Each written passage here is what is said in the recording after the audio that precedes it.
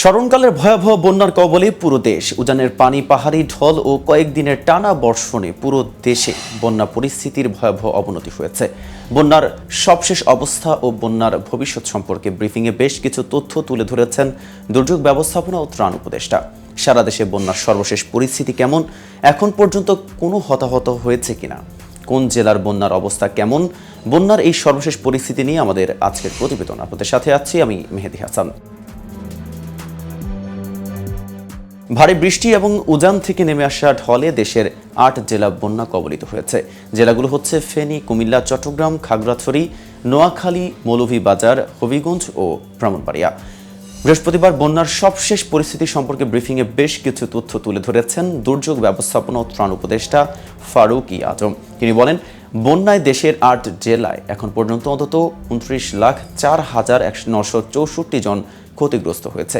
এছাড়া ফেনী ও ব্রাহ্মণবাড়িয়াতে পানিতে ডুবে ২ জন মারা গেছেন। বন্যা কবলিত জেলাসমূহে ত্রাণ বিতরণ কার্যক্রম চলমান রয়েছে জানিয়ে বলা হয়েছে, গত ২০ আগস্ট থেকে বন্যা পরিস্থিতির সৃষ্টি হওয়ার ক্ষয়ক্ষতি হয়েছে দেশের ৮টি জেলা। এসব জেলার ৫০টি উপজেলা বন্যা প্লাবিত এবং ক্ষতিগ্রস্ত ইউনিয়ন ৩৫৭টি।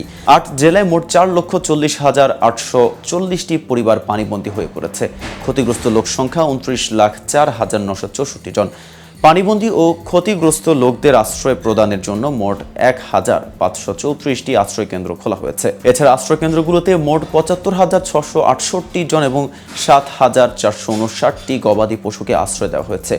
৮ জেলার ক্ষতিগ্রস্তদের চিকিৎসা সেবা প্রদানের জন্য মোট ৪৪৪টি মেডিকেল টিম চালু হয়ে রয়েছে। এছাড়া বন্যায় ক্ষতিগ্রস্তদের মাঝে বিতরণের জন্য দুর্যোগ ব্যবস্থাপনা ও ত্রাণ মন্ত্রণালয় হতে বরাদ্দকৃত ত্রাণ সামগ্রীর বিবরণে বলা হয়েছে, মোট বরাদ্দ ১,৮২,০০,০০,০০০ টাকা।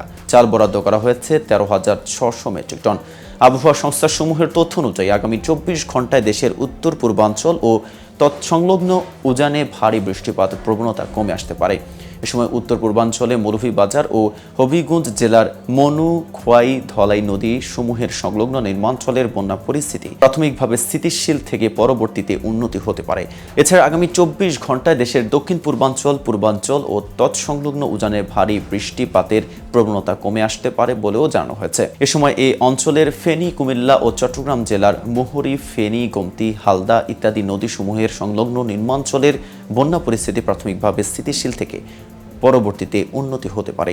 এদিকে ফেনী জেলায় বন্যা কবলিত এলাকায় উদ্ধার কাজে নিয়োজিত রয়েছেন সেনাবাহিনী ও নৌবাহিনী। সেনাবাহিনীর পক্ষ থেকে ১৬০ জন সদস্য ও ৪০টি উদ্ধারকারী যান ফেনী জেলায় প্রেরণ করা হয়েছে। একটি ওয়াটার ট্রিটমেন্ট প্ল্যান্ট স্থাপন করা হয়েছে। নৌবাহিনীর ৭১ জন সদস্য ও ৮টি উদ্ধারকারী যান কাজ করছে বন্যা কবলিত অঞ্চলে।